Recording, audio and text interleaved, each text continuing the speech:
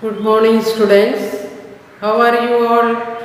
I hope all of you are doing well. A hearty welcome to today's English class. Today we are going to learn the ninth lesson from the Beehive, The Bond of Love. It's written by Kenneth Anderson. Kenneth Anderson was born on 8th March 1910. He is an Indian-born British writer and hunter. He wrote books about his adventures in the jungles of South India.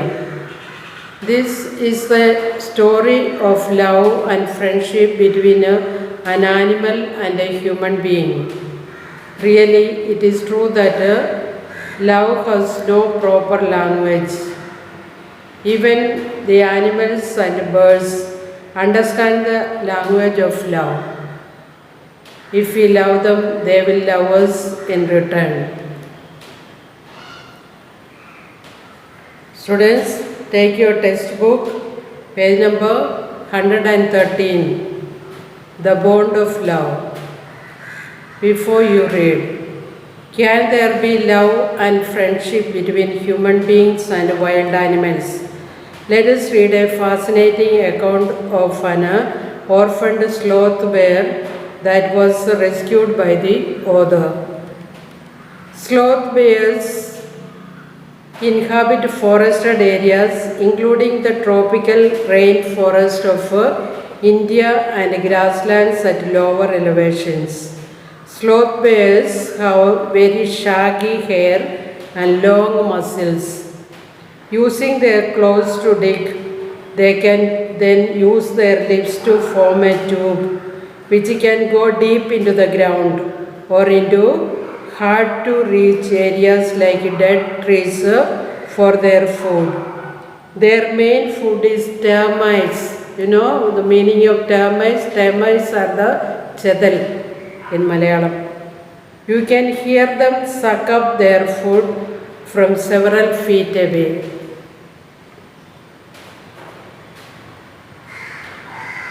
I will begin with Bruno, my wife's pet sloth bear. I got him for her by accident. So, the author Kenneth Anderson wanted to begin the lesson with Bruno, his wife's pet animal, sloth bear. So, you can see the picture of a sloth bear. So, he got him by accident. By accident means by chance or unintentionally. He never expected. Unexpectedly, he got this sloth bear.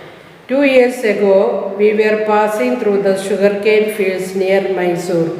So 2 years before this lesson was, this story was written, the author and his friends were passing through the sugarcane fields near Mysore.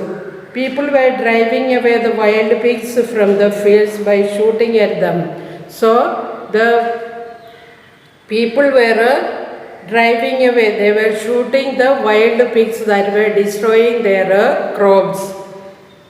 Some were shot and some escaped. So as they were trying to shoot them, some were shot, some escaped from their sight. We thought that everything was over when suddenly a black sloth bear came out panting in the hot sun. So the author and his friends, they thought that all the animals, wild animals disappeared. Then suddenly they found a black sloth bear coming out panting, taking short breath in the hot sun. Now I will not shoot a sloth bear wantonly, but unfortunately for the poor beast, one of my companions did not feel that way about it and promptly shot the bear on the spot. So actually the author, he did not want wantonly means for no good reason. He was not ready to shoot this animal, but his friends, one of his companions did not take it in that way, so he shot the bear on the spot. As we watched the fallen animal, we were surprised to see that the black fur on his back moved and left the prostrate body. So, as soon as it was shot, it fell down, and something was moving on his back. Black fur was moving. They were surprised to see that. Then we saw it was a baby bear that had been riding on his mother's back when the sudden shot had killed her. So, a baby bear was riding on his mother's back when it was shot and it was killed. The mother was killed, but the baby bear was alive. It was moving on the back of his mother. The little creature ran around his prostrate parent, making a pitiful noise. So the baby bear understood something strange and it started moving around his mother and making noise. I ran up to it to attempt a capture. So the narrator rushed to the cub and he wanted to capture it. It scooted into the sugarcane field. Scooted means ran away. So he was trying to catch it, but it ran away in the sugarcane field. Following it with my companions, I was at last able to grab it by the scruff of his neck while it snapped and tried to scratch me with his long hooked claws. So at the end, finally, he and his companions went behind this baby bear, and he caught him. The narrator caught him at the scruff of his neck. Scruff means back of his neck. And while it snapped means made a sudden attempt to bite the narrator and tried to scratch me with his long hooked claws. It was trying to attack him, scratch him by his long hooked claws. We put it in one of the gunny bags. Gunny bags are jute bags we had brought, and when I got back to Bangalore, I duly presented it to my wife. So they had a gunny bag with them, and the narrator caught him inside kept him inside the gunny bag, and he came back to Bangalore. He brought and gave as a gift to his wife. She was delighted. So this his narrator's wife was very happy and delighted. She at once put a colored ribbon around his neck, and after discovering the cub was a boy, she christened it Bruno. So as soon as she got it, she put a colored ribbon around his neck, and when she found that it was a boy, she christened means she named him as Bruno.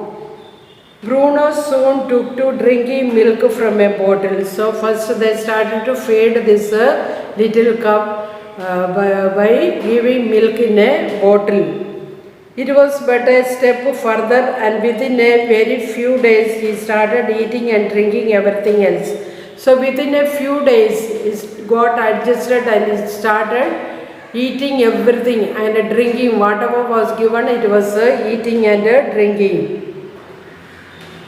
And everything is the right word, for he ate porridge made from many ingredients, vegetables, fruit, nuts, meat, especially pork, curry and rice regardless of condiments and chilies, bread, eggs, chocolates, sweets, pudding, ice cream, etc., etc., etc. So he started eating everything, whatever was given to him, like a porridge which was made from any ingredients, then vegetables, fruits, nuts, meat, especially it was fond of pork, then curry and rice regardless of condiments, though there were spices, the masalas were put inside the curries and chilies were put, still it was eating everything, bread, eggs, chocolates, sweets, pudding, ice cream. Ask for drink,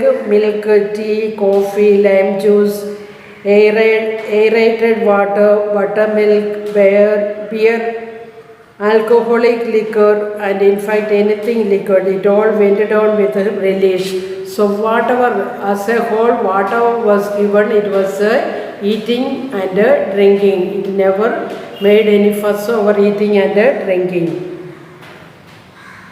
The bear became very attached to our two Alsatian dogs and to all the children of the tenants living in our bungalow. So it became very friendly with the owner had two Alsatian dogs. It became friendly with this Alsatian dogs. Also the children of the tenants, the people who were living in their bungalow. So for a rent. So with the children of these tenants were also he became friendly with these children. He was left quite free in his younger days and spending his time in playing, running into the kitchen and going to sleep in our beds. So when it was small, they left it as free. So it was going everywhere. It was playing, running into the kitchen and going to sleep on their beds where this other, his wife and children were sleeping. So he used to climb on their beds also. One day an accident befell him. Befell him means happened, something happened. So one day an accident befell him. I put down poison, barium carbonate, to kill the rats and mice that had got into my library. So the author had kept some barium carbonate, some poison for rats and mice in his library. Bruno entered the library as he often did and he ate some of the poison. So what had happened is Bruno entered the library and he had eaten some poison that was kept for rats and mice.